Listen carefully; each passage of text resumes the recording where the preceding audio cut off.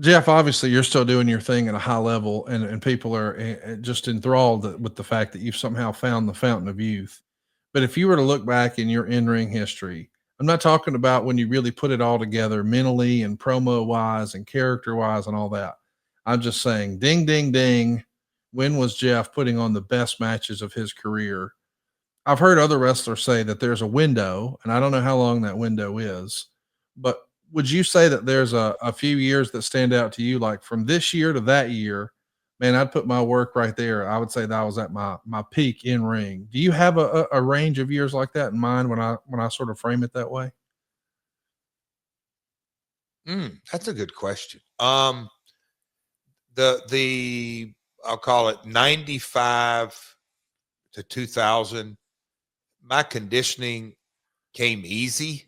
Like the match, the In Your House match me and Sean had. And look, we had worked different in different scenarios out on the road, but we had been tag partners for the most part and all that kind of stuff. But so we had a history, but I did the singing part of that pay-per-view as well as the match.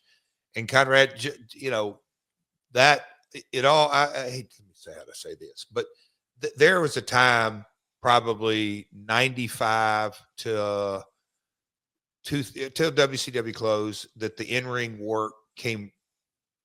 I was just easy, but it came really easy to me. And then when I think of the Asylum years, I was much more in boss mode, in teaching mode, and so much more on my plate. Had I not kind of had the ability to go, okay, I can connect in my wrestling match, and I can take care of that. I'm doing a bunch of other things. Probably from 95 to 05, Conrad, would be my window of my physical ability to just click with not too much preparation. I would guess. When me and Kurt had our matches in 2010, I surprised myself a couple of times because I'm like, okay, you got to keep up with this machine, which ain't easy. But there would be some things, and I'd go down to the studio and we're whatever highlights or all that. I'm like, okay, because working with Kurt, real challenge, very physical, go. But anyway, short answer is probably 95 to 05. I would say that Samoa Joe and Chris Sabin here are arguably in that point of their career here for No Surrender 05. Samoa Joe in 05, in my opinion, was another effing level. That dude was outstanding. I loved watching his stuff. This was an excellent match, and it was the fourth match on the show. It got 4.25 stars, but if you've never seen 05 Samoa Joe, I want to challenge you. Go out of your way to watch his match with Chris Sabin. They go 14 minutes, and it's outstanding. Samoa Joe was a badass athlete. He oozed charisma and credibility, authenticity, and you just couldn't help but fall in love with this match. Normally sometimes we have fun talking about the bad matches, but this is a great one, and it's not even a main event. But look at the faces on the fans behind you. Everyone's enthralled. Everyone's paying attention. This is about as good as it gets. So shout out to Scott D'Amore for understanding who to put him with. We know Chris Sabin is one of D'Amore's go-to guys.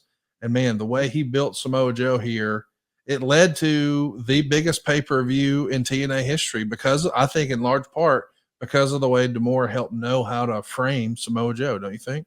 The build when we came in, and I remember in the creative rooms, it all worked out.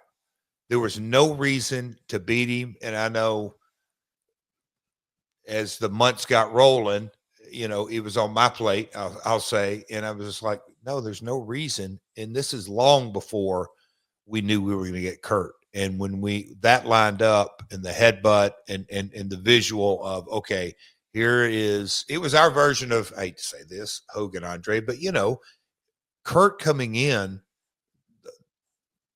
massive. I mean, a guy, a former world heavyweight champion, the red, white, and blue, he was coming to stop the immovable. How'd Gorilla used to call Andre? The irresistible force being the immovable object. Okay, Joe was the immovable object, and because there was steam and steam and steam and steam and steam. So yes, the early we'll call it the early Joe, he just had that aggression. I can remember us figuring out when we got Kim on Spike, how can we make Joe, and Joe wasn't the biggest fan of it, but the Samoan, oh boy, what do they call that dance? But man, there was some electricity on pay-per-view entrances with Joe because there was so much hype built in behind him and a steamrolling undefeated streak. It's hard to really do that and keep it rolling without damaging other talent. But again, Joe's talent, like you're pointing out to this version of Samoa Joe, he could go on a tear, but he could beat a guy and the guy would be better off for it. That's talent. Samoa Joe in this era brought an air of a big fight feel. Yeah. And it felt like, hey, you're watching other people have matches, but when you knew Joe was coming, I mean, when fans would chant, Joe's going to kill you and things like that, they knew, hey, an ass whooping's coming. It's just a matter of time. He was almost like a pro wrestling equivalent. And some people are going to poke fun at this, but you had to be there. It was like the modern wrestling version of Mike Tyson. Like, oh, now we're going to see something. Yep. Let's talk about the 6-man here. Eric Young, Bobby Roode, and A1 taking on Andy Douglas, Chase Stevens, and Lance Hoyt. I don't know why I love this match. I hold Bobby Roode in such high regard. I think you and I are both super Eric Young fans, so talented. But if I'm honest with you, I've always loved the naturals. Andy Douglas and Chase Stevens, they are day one TNA guys, or so it felt to me. And Lance Hoyt, who, boy, at this point in his career had not yet become the murder hawk or whatever he is in AEW yet, but really talented guys working their ass off. I'm thankful that TNA existed 20 years ago to give all of these guys an opportunity to go on to achieve what else they would achieve in wrestling. Really fun match, 3.5 stars in a 6-man. Next up, we got Kip James tagging with Bonnie Brown to take on Conan and Ron Killings. It's a no DQ street fight. And like last month, this is more of an angle than a match, but it was better than last month. Killings has got the crowd getting into it, and he's doing another running dive and flipping off into the crowd. And everyone knows Billy Gunn as Billy Gunn, and he's going to get some color here. And Conan's hip is way worse than ever before, according to Dave Meltzer. He's limping pretty badly, and he's not moving as well, and it's kind of noticeable. BG James shows up on the ramp, and he's watching. And 3 Live Crew is such an overact, and the fans still want it, but they're just here sort of teasing the reunion of the New Age Outlaws. What do you remember about this? I mean, it's a great problem to have when you've got one of the most successful financially tag teams of all time in the New Age Outlaws. They're both in the company, so it's a no-brainer to put them together. But what they were doing before Billy got there was still over as hell too. Like, BG James, criminally underrated for having that connection with the crowd, don't you think? The charisma. And I was just sitting there, I don't want to gloss by because you know how, and we talked about this in the Uber ride, I think it was last week, just the TNA time frame of Eric and Bobby were Asylum Day guys. Yes. Eric's still associated with the brand and working on the brand 20 years later. Bobby has obviously gone on in his in-ring career, but he's contributing to the business in a major way. Lance Hoyt still doing his thing in AEW and in Japan. Brian, obviously, still a contributor. Billy's still a contributor. But coming off this, the 3 Live Crew and Ron Killings, he's still contributing. That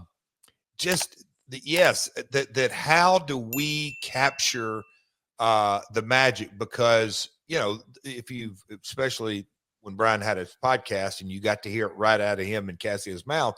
But, you know, Billy and Brian were put together. Billy coming off Rockabilly, Brian coming off, quote unquote, the real Double J. You talk about 2 guys that were dead in the freaking water. Yeah, however you say that. But yes, I mean, the reality is that's how they got put together out of kind of, I mean, when I say nowhere, but their instant on-screen chemistry is obviously undeniable. And you pull those guys out of DX, one of the greatest factions of all time. It's just they had chemistry. And so at TNA, you know, we had a boatload of talent. Did we always book them right? No, but man, oh man, Conrad, just kind of going through this pay-per-view, and this is in the era. Remember, I just said we have no TV. We were in kind of a holding pattern, getting ready to launch on Spike. So, oh, fun times, Connie, fun times. SaveWithConrad.com.